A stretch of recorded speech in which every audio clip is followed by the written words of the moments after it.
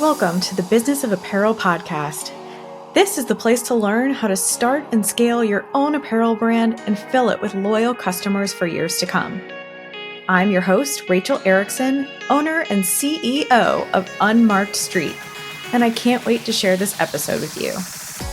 Welcome back to the Business of Apparel podcast. Today, I am so excited to have with me Yevgeniya Yushkova, who's better known simply as Ye in the industry. Welcome to the podcast, Ye. Thank you for having me. Oh, I'm so excited to chat with you today. I think Ye and I got on a call not too long ago, and we were just talking about the similarities between her business and Unmarked Street and what we're out there trying to do with our clients and our customers. And so this felt like a really great synergy to bring her on today and just kind of chat through almost exactly what we were talking about the other day. And so before we get too much into any of these questions and our conversation, I would love for you to just tell us a little bit about your background, what you've been doing in the industry, and how it got you to where you are today. Thank you. I really appreciate that. So, really excited to be on this wonderful podcast. I've been an active listener myself, so really excited to be part of it. And so a little bit about me. I've been in the industry for over 25 years. This fashion is really, truly my passion since I was 4. So I've dedicated my whole life and career to this industry, working from bottom up, from the manufacturing brands, building successful brands for wholesale as well as retail, and kind of shifting into solo entrepreneurship back in 2011, being as a solo entrepreneur and pioneer of convertible clothing trend and brand overall. Built a company here, then we expanded it actually into Asia because that was a better market for us to really introduce that particular trend. I was really more ready for it. The market at that moment. So we've moved the create affiliate company there. I was the only foreign designer that was allowed in the Philippine Fashion Weeks. Wow. Because it really closed in for only Filipino designers. And it was really fantastic experience for several years. Moved myself there because I'm a big believer in domestic manufacturing. So where the business is, I really strongly believe in supporting the economy and kind of helping revamp some of the skills that were lost in the Philippines in terms of the craftsmanship. 4 years fast forward, learned a lot, made lots of mistakes because as a solo entrepreneur, it's a very different shift dynamic from going from a big budget of big companies and corporations to working on a very tiny lean budget, kind of trying self-fund it, trying to build a brand from ground up, completely different dynamic. So made lots of mistakes, lost lots of thousands of dollars at the beginning because I applied all the strategies that always worked when you work for the big brands. But then I had to take a step back, and when I took a step back, I really had to reevaluate the consecutive way of taking those steps to be able to truly preserve the little budget that we had to start. And build myself a roadmap that I personally have followed. And 4 years later, we sold the business with positive ROI and moved back. I moved back to the States. And ever since, I've dedicated myself to really helping small to mid-sized companies, entrepreneurs to start up and bring the vision to life, focusing on building product that is quality focused with the right fit at the right time, at the right cost. We've bringing a lot of sustainability aspect, especially now for the last decade. It's very important to kind of educate the customer, but as well as putting the pressure on manufacturing aspect to be able to bring product with more of minimizing waste. So not just recyclable products, but really focusing on the minimizing of the waste. Yes. And I do, I run a boutique business, meaning that I do only take one large client at a time. So I do work and happen to work the last 8 years with clients in the sports licensing space. Fantastic new experience that absolutely opened up my horizons from going from a traditional fashion retail into licensing, and sports licensing specifically is a very unique niche. Understanding that customer and what they would need in order for them to be able to meet their needs with bringing a lifestyle product and with the focus of private label. So really Yeah. heavy experience in private label for building for larger retailers, but as well as coaching and guiding entrepreneurs and smaller to mid-sized companies to scale as well as start from ground zero. Amazing. I love that. Like you took your experience, like I thought I could do it this way and I had to refigure it out. And now I'm going to teach you what I learned and what actually was successful for me. I mean, that's just so brilliant.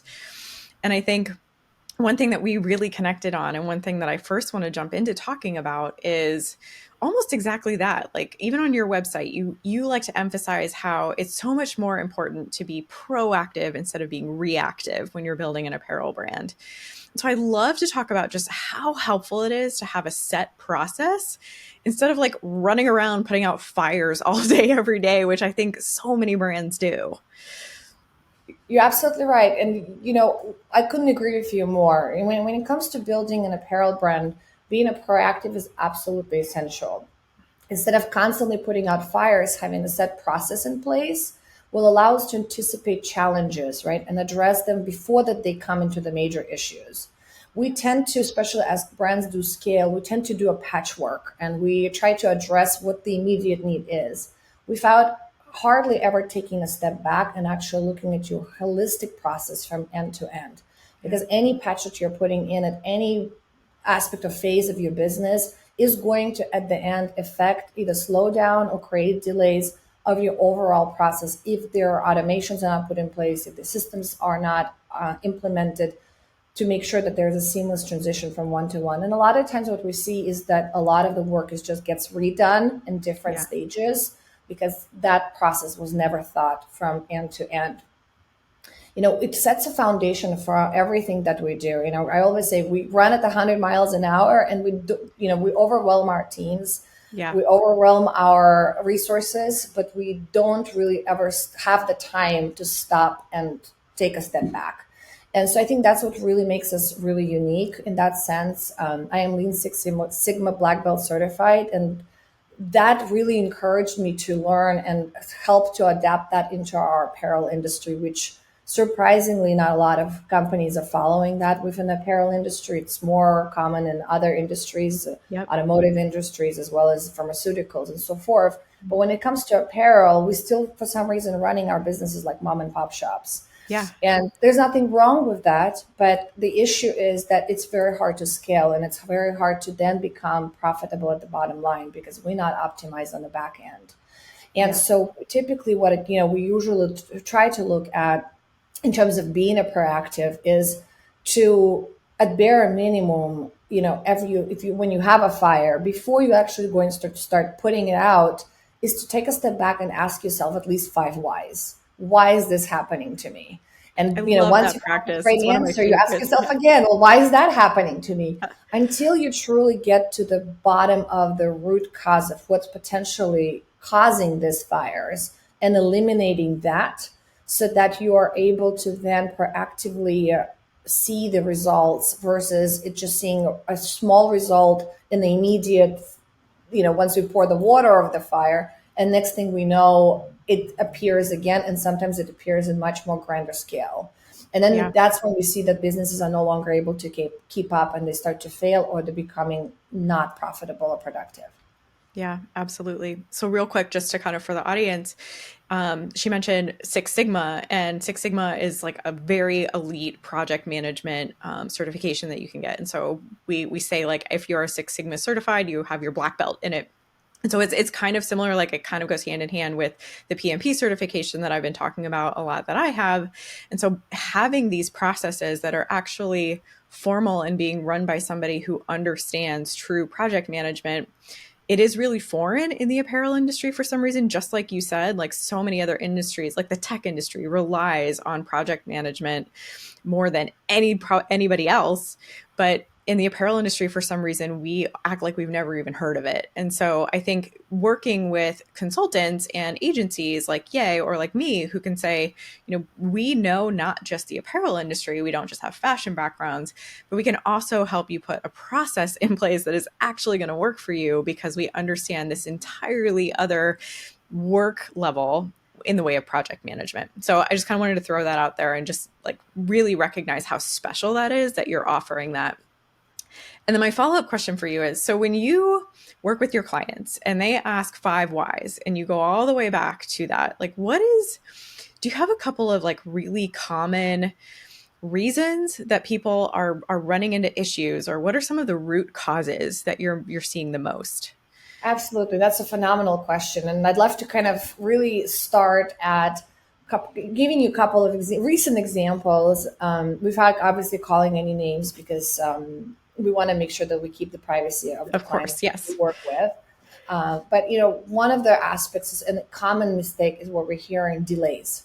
We are delayed in our product hitting the stores or on e-com especially, or Yep. we have product sitting in the warehouse for 25 days, but we're still not live on the website. Why is that happening? And often is blamed on photography team, or didn't deliver the pictures on time, or the e-com team didn't upload the pictures on time, or the vendor didn't provide the pictures on time. And I mean, you hear that all the time, and it's constantly blaming, pointing fingers on one team versus another. Now, Yeah, I'm one having of like our terrible flashbacks right now of you saying that. right?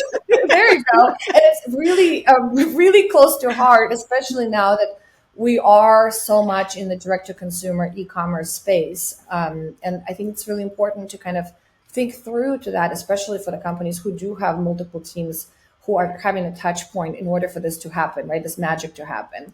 And so, a lot of times when we come in, for example, in that particular situation, we tend to look at the 5 whys and we tend to talk to all of the key holders of those processes, right? Whether that's a photography team, e-com team, marketing team, design team, product development. We make sure that we have all the heads in the room to truly map out step by step of what happens from the product initiation all the way to when the product was supposed to go live and the orders were placed and then the product was received. And what often we're seeing is two issues. Issue number one is inefficiency in the systems, where they don't have a system in place or a bundle of systems that seamlessly talk to each other, passing on the information and proper attributes starting from the inception of that design. Or if you're a retailer, inception when your buying team actually put that particular design or product adapted, and adopted into the system. And instead of actually passing on those attributes and information with trackable reporting that is easy to pull to say, hey, we're missing XYZ for this product. This product red flags, and putting control measures in place to red flag the appropriate teams to say, I'm about to hit the warehouse and I'm a week into about hitting this warehouse, but I'm still missing XYZ. Please address me. As well as when it hits to the warehouse, we don't put a lot of accountability to our receiving teams to truly be able to have the last checkpoint to say, hey, we have the product and XYZ was checked and then this needs to go live, or we have the product and XYZ we don't have, let's alert somebody. Yeah. And usually it is found out or caught in the after effect when, either the buyers or the designers or the potential somebody who's looking, kind of holding the pulse, hands on the pulse of the business, they are finding those SKUs that are either still not live or they're live without an image and they're not converting. And then now everybody's starting to put fire in place, trying to figure out where is that image. But no one actually looks back to, well, why did not this happen even in the first place? Yeah. We see a lot of the times that the standardization is not being adopted as well, where making sure that your vendors are providing you all the information that is needed, potentially through the vendor portals, which is as well are trackable and easier to put with a simple report and know exactly where they're scoring and what's missing, versus trying to find a needle in a haystack. Yeah. When you're operating, especially more in a larger scale business. Are you frustrated by feeling like an outsider in your own industry? You're not alone. I spent years feeling the same way. Are you tired of endless research and you can only learn this stuff by getting a job in fashion advice? Me too. That's why I created the Business of Apparel online course. My years of insider knowledge condensed into video tutorials, demos, and downloads. Learn at your own pace, no fluff. just key topics like building target profiles and mastering financials. This information is genuinely unavailable anywhere else. Grow your brand, become an apparel industry aficionado, and unlock millions in potential revenue. The value? Over $50,000 with millions potential for your brand. Don't miss out. Sign up for the Business of Apparel online course today at thebusinessofapparel.com/course. That's one of our examples. The other great example, I mean, the reason that I'm bringing it up, because I think it's going to be very close to many people in heart, is the procurement process. A lot of times, if you go through the full procurement process, we just had a client who had an issue because they were not able to keep up with the demand and competition because their procurement process fluctuated between 90 to 120 days. And Yep. while everybody else are out there able to get the procurement process within 30 days. So going back to the same situation, everybody blamed on all the different teams. When we took a step back and kind of remapped everything, we found out that there's so many manual touch points where somebody sends an email and then they sit and wait for that email to respond. There's no control measures in place to know whether that email ever came in or anybody ever responded.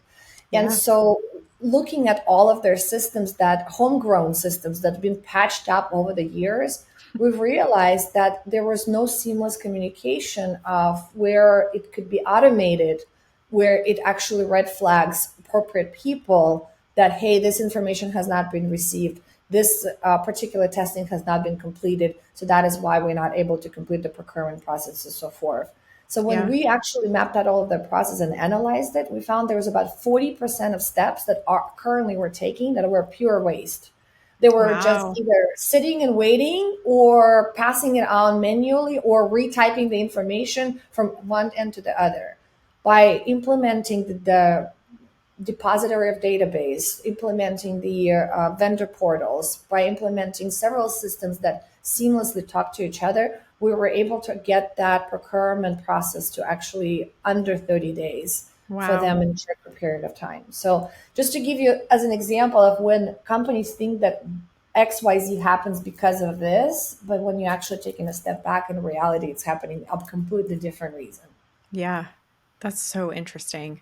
So tell me a little bit about how the Yay method kind of works and how is it different from what a lot of other people are doing out there and how it helps like solve those issues. I think you're already starting to touch on it a little bit, but I think if you can just kind of keep elaborating, like tell us about the Absolutely. Yay method. Yeah. Absolutely. Thank you. And it's really more, it's a unique approach to the fashion business consulting that really emphasizes the collaboration, innovation, strategic thinking, and adopting the Lean Six Sigma methodology, which is define, measure, analyze, design or redesign, right? And then we go into only then we go into implementation. And the most important one, which everybody skips at least 95% of the time, is to put the control and verification measures in place so that we can Yay! be able to Thank you act for saying that. red flags in the right time, that whatever that process is going out of order, we got to go and fine tune it, right? Yes. Because people do rely, we often hear this from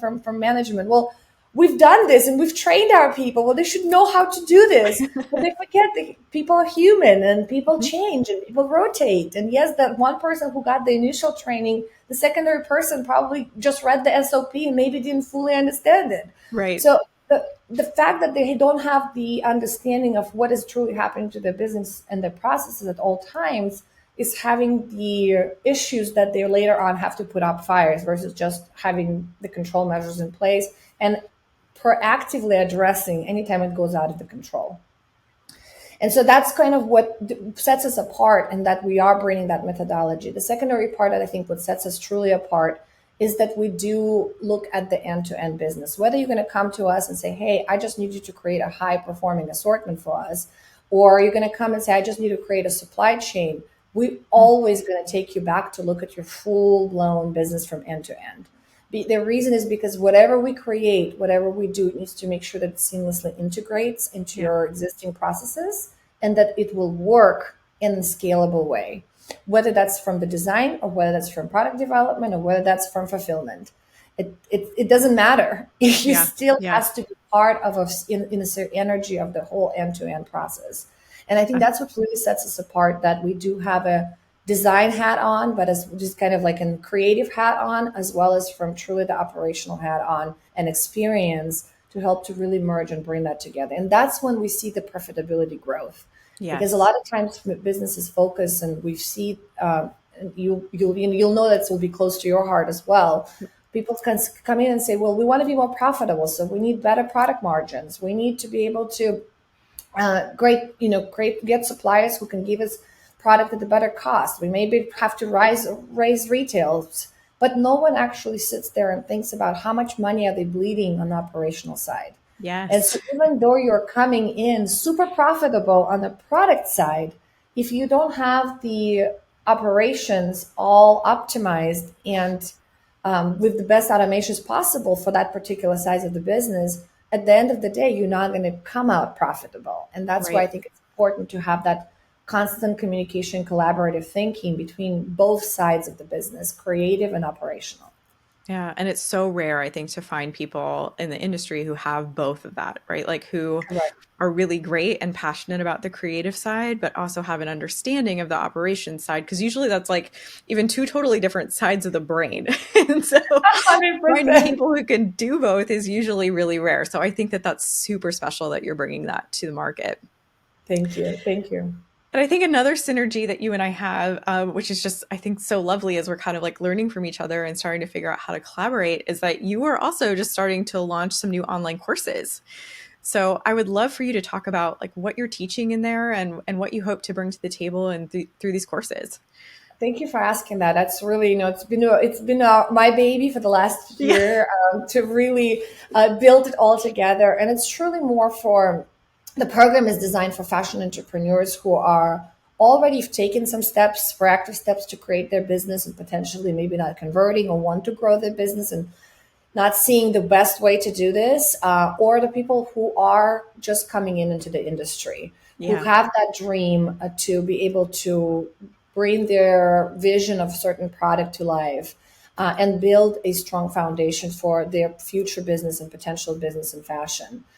It focuses on diverse demographic, whether you're just a stay-home mom with a brilliant idea, or whether you're a fashion student who wants to excel in their career, or already working in a career and really want to truly excel in understanding all aspects of the business. Because I'm again a big believer that whether you're a buyer or whether you're just managing a warehouse or shipping product, you need to understand a holistic business from all together, from all the sides, from end to end, because Yes. that's what's going to make you do better job for your company, Yeah. right? So the course really takes you through all the phases, starting from planning phase of the business or the idea all the way to successful launch. But it's Amazing. built in a slightly different way as many courses might be, where it's very methodical and very strategically placed, consecutive from step to step, and you can't move to the next step until you complete the first step. Oh, I I'm a love big that. I'm a big believer that it's not enough just to learn it and then go everything and then go and implement, because 80% of the time people fail to do either implement altogether Hmm. just because people have a hard time to act on the things Hmm. that they're learning on, or altogether they are having a hard time because they are having temptation to focus only on the fun stuff. And fun stuff is to design the product, is to Yeah. develop the product, is to create your own website as an example, and then hit launch, and then people are sitting there waiting for sales and nothing's happening. Well, Yeah. because they skipped all the unfun parts that we do need Right. to spend the time in, right? Of planning, budgeting. We talk about supply chain in a very deep depth of not just finding the vendors and sourcing, but we're talking about building the processes from A to Z. We're talking about the value chain mapping. We're talking about the importance of diversifying your supply chain. And Hmm. we don't actually talk about the design and product development until phase 6, which a lot of That's times people so actually spot start on, with. though. I'll tell you that we don't even start talking about branding until step 7, Yeah. because people also start, well, I have a great logo and brand and all of these things that we create, but we don't even know who it's for. We don't even know if this is truly meeting your customer needs and Yeah, and you wants. don't know if you can afford it either. So, So that's kind of where I think the course that we have built is very comprehensive, that is completely unique to what's in the market. We also very different from what any design school will ever teach. We don't teach you how to sew. We don't teach you how to draw sketches or pretty pictures. yeah, You don't need to know all of that when yeah, you actually building a business. You can find great people to do that for you, yeah, but we need to understand the actual practical aspects and best practices of what it is important to build a successful business. And we do guarantee with this course that if you do follow these methodical steps, you are a number one going to save thousands and thousands of dollars on common mistakes of people just trying to do trial and error or taking premature steps. yep, Investing in your marketing way ahead of the time when you actually weren't even ready to start marketing, right? yep, Or saving you from investing in your inventory when you shouldn't even be investing in inventory probably for another year, and right. just trying to test the market with sampling and prototyping and whatever else you need to do. We also focus the second part that we absolutely guarantee that, and it's been proven with multiple dozens of entrepreneurs who went through this program last year throughout the beta testing, that you will convert, that your business will truly convert if you do follow Amazing. these methodical steps. I love it. It's so good and it's so smart. And I think we need more courses out there like that because there's not a lot of information when you're really searching, and there's not a lot, like if you're just literally Googling, like, how do I grow my apparel business? The information that's out there is not really aligned with, I think, what's going on in like your course or my course or what we're learning inside the corporate apparel brands. Like they're doing something completely different from what people are learning on their own searches online. And so thank you for putting that together. I just think that that's going to be a game changer for the industry. Absolutely. And one of the things which I know you're doing the same thing with your course and in my course, that we really want to make sure that the content stays dynamic, because Yeah. constantly things are shifting and changing, and there's no one business that is alike. Yeah. Everybody's business is very unique and has its own tailored needs. So from our perspective, we keep our content dynamic by the fact that obviously we only update it based on our expertise and knowledge and what we're seeing shifting in the industry trends overall. But we also are having the capabilities where our participants of our course can send us questions that potentially Yes. we might have skipped or didn't cover, or they had a very unique question that pertains to exactly what they're doing in their business, and we do create guides around that particular question Yeah. and adding that to our course so that the next generation who's taking that course are having a chance to benefit to that. So it's constantly changing and evolving throughout the life of the course. I think that's so wonderful. And I think too, there's, it's kind of like you were just kind of touching on it just a little bit of like everybody's businesses, even though they might all look really similar, are very, very different. And I just kind of want to throw out like, I'm so glad to have met you. And I know that in like a traditional sense, we might be competitors out there, but I really, really look forward to figuring out how we can collaborate more and just kind of work together more, because I think that we have more power together. And I think Absolutely. that as you start to, sell your online course and you have brands coming to you, I just think that mentality in the fashion and apparel space, as we try to do bigger and better things in the way of sustainability and different regulation, I think it's just going to be so important for more people to have that outlook. So thank you for being here today. I just think that it's just huge. Thank you, Rachel. I'm really, really happy to be here and really excited to look forward to collaborating with you. And in general, we do host as well a roundtable that we offer to everyone out there, whether you're an expert or just starting up. It happens every first Tuesday of the month, Awesome. and different type topics. We publish our topics on our LinkedIn page. And what's great about this roundtable is that it's really built for a fashion community to help upbring the next generation for our industry, different than what it has been this far. That are more process oriented, that Yeah. are more trend oriented, focusing on lean manufacturing, focusing on lean design models, so that we can eliminate waste. Hmm. and help the sustainability aspect, right? Because we are big as an industry altogether, we're huge contributors to that. Yes. And we have consultants like yourself who are joining as well, just to really get the input of whatever the topic that we're discussing. It's very collaborative. Everybody gets to speak. It's not a lecture. It's not a sales pitch. So it's really out there to help to bring and grow our community together to make something sensational for the next generation. That is awesome. Well, and if you're listening and you're wondering more about those, you might find me over there. So I'll have to check those out. And also, how can people find you? If people are listening to you today and they're like, I want to work with Yay, I want to learn all about the Yay method, how can they find you? Well, so you can find us definitely on the website at yushkovadesign.com. And Rachel, I know you'll share the link shortly I in the absolutely comments will. They'll be in the below. notes. Yes. And at the same time, I'm very active on LinkedIn. So whether you type Yay or Yushkova Design, you'll find our company page as well as my personal profile. We publish articles every week on different topics of the industry. Lots of them are focused on private label, which are always applicable to any of the house brands. But as well as we create topics specifically based on the requests of our audience to help them solve some of the challenges that they are experiencing. So I think those would be the two best avenues to find us. We do have a YouTube channel, but we're slowly growing it and Love it. revamping it. So soon enough, we'll have a lot of more video content coming up. Rachel, so I mean, with maybe your help as well, we'll create some collaborative great Oh, content. we're trying. We're doing what we can. Well, thank you so much for being here. Definitely go over to Yay's website and find out all about the Yay method. And if you like this episode and you would love to leave us a review, we would love to have you leave us a review. Thank you so much, and I will see you next week. Thank you so much for listening to the Business of Apparel podcast. I would so appreciate hearing your thoughts on the show. And if you know someone who could benefit from it, please share it with them.